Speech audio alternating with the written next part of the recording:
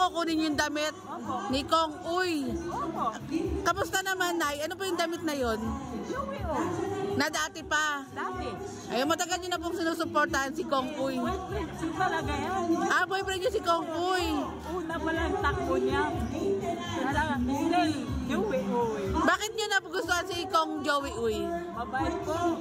Madaling tulungin, malapitan. Pag pumunta kami ng senior sa opisina niya, asikaso kayo. Totoo nga, Nay, no, grabe asikaso ng mga staff ni Kong Uy tsaka ni Kong Uy sa opisina niya. Oo, totoo yan, ma'am. Kasi, hindi ka pag-aantay ng matagal. Talagang action agad sila. Tsaka hindi, Nay, meron din mga inumin din, no? Mga juice. Pag pumasok ka doon, mayroon ka ng kape o kaya juice, tubig. Ngayon, entertaining ka na hanggang matapos yung kailangan mo. Ngayon tatakbo si Kong Uy bilang congressman, Nay. Ano pong mako-comment niyo po? Wow. Number 1, malinis. Malinis ang konsensya. Iyon. Malinis ang pagkatao niya. At saka, servisyo talaga sa tao. Diba? Ngayon, kung pangkaramihan naman, ma'am, mag-request ka lang. Okay kay sir. Mabilis talagang kumilos po palagi. Active talaga yan. Mananalo pa yan nung unang takbo pa lang yan kung hindi siya masipag. Opo. O, gano'n. Kamusta naman bilang councilor si Kong Uy po dito sa District 6? Ay, panalo yan. Siyempre, tatay niya nanalo. Hindi yan na zero kahit kailan.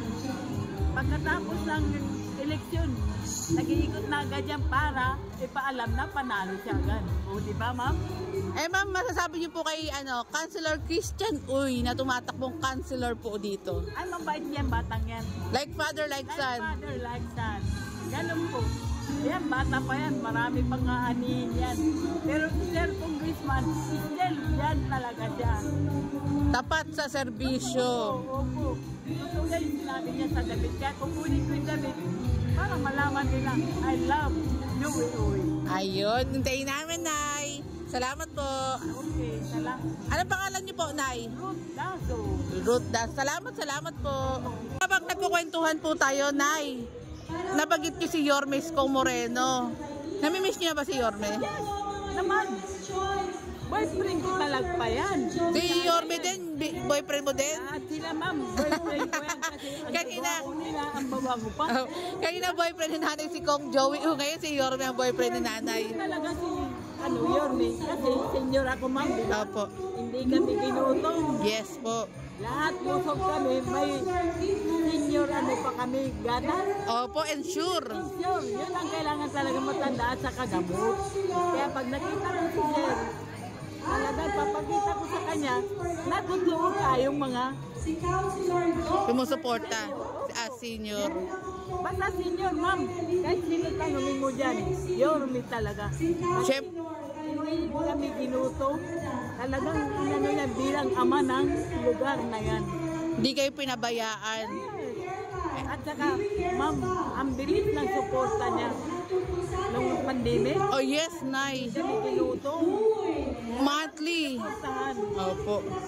Ngayon magpapasko, namimiss mo na ba yung mga binibigay na pamasko ni Yorme noon? Sana mayroon eh. Kahit hindi pangbutuan, magbigay na siya ng pa. Dahil yun ang kailangan ng mga senior. Opo. Tsaka yung gamot. Ma'am, kahit wala pang eleksyon, kailangan, ma'am, kahit hindi 5 kilang malakas na, malaki ng tulong yun, ma'am, sa mga senior, ha? Nay, may message ka ba kay Yorme ngayon nang babalik na po siya? Oh, sir, sana hindi ka tumakbo ng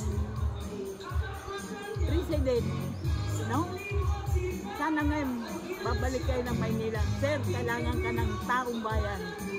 Sana, sir, balik ka na. Ito, pabalik na, Nay. Samahan natin, bumalik si Yorme. Gusto ko lang rin i-clear din yung kaya tumakbo rin si Yorme ng presidente para mayakap niya po lahat kasi kita niya naman, opo, nayakap ni Yorme lahat tayong Maynila. Kaya ngayon, balik na lang sa Maynila, mas maganda. Nilinis pa ang Maynila at saka yung mga tanim, ma'am, namatay lahat yun. Anong nawala si Yorme? Yung mga halaman, di ba? Dumumi ang Maynila, ma'am. Totoo yan. Hello. Totoo yan, sir. Ma'am, kung ako lang makausap ni sir, susumbong ko sila. Dahil anak ko mismo, nagtrabaho doon sa kanila. May sakit yung anak ko. Pero, ay pasensya na ito. Ay Mayor, siya talagang kailangan ng lungsod ng Maynila. Ayan, si Yorme Isko Moreno ang kailangan ng lungsod ng Maynila. Ma'am, mamatay man, Yorme pa rin. Ayan. Pero pag dumating siya, lalabas ko yung placard kong ginawa. Ayun. Talagang tutok talaga. Magalit na sila kung sino man ang ano nila. Basta ako, Yorme pa rin. Paano pag nakita mo si Yorme na, anong gagawin mo? Di yan. Baka tumalon ka, Nay.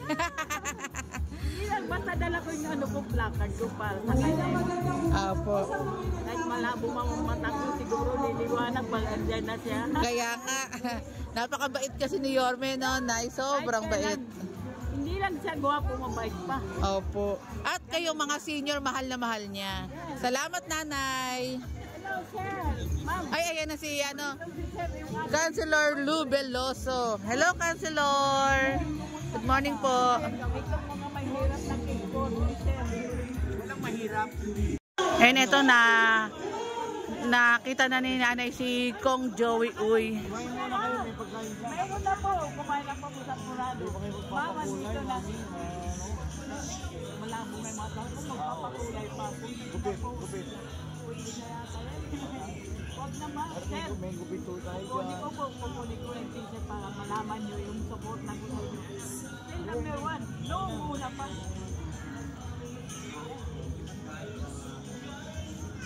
Ayan, ni Papa Asis at wala boyfriend ni Nanay.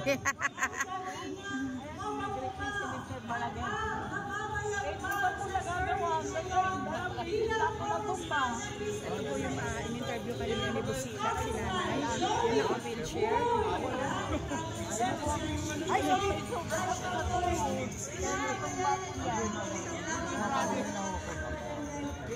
Nagre-request siguro siya ng wheelchair.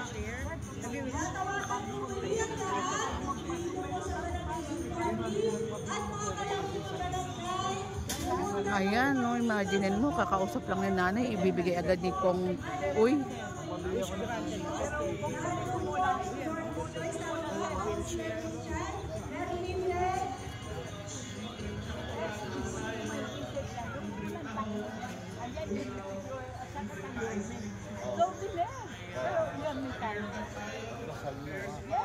Dapat pakyaw. Panalo pa rin tayo.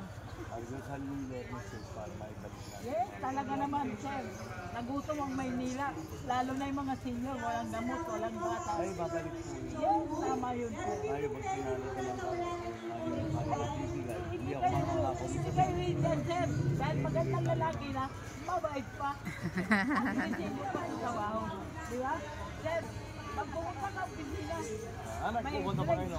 opo, nagiging ako bago. Sabi mo wala daw lasa yung cheese natin. Mayroon. Meron? Sir, Yung iba sabi wala daw lasa. Ay, Mayroon. sa jungla. Ay, may lasa ang Diyos, di ba? Imported pa. Sabi mo wala eh. Wala. Hindi po, sir. Tinitip ko kanina sa kasi Oo sa nga, baso. oo. Matapang yan eh. Nababawasan nga nito yung tamis. Oo.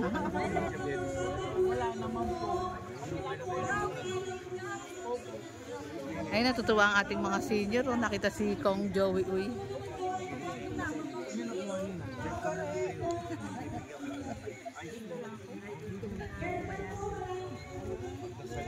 Ay, nagtakwari yung mga mami niya. Yung pa.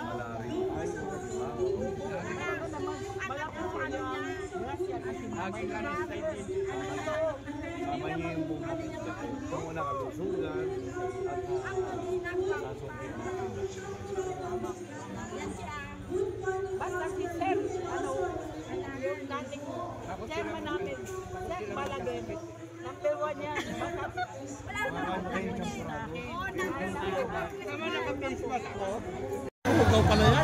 Ito yung assist na ni Kong Joey Uy, si Nanay.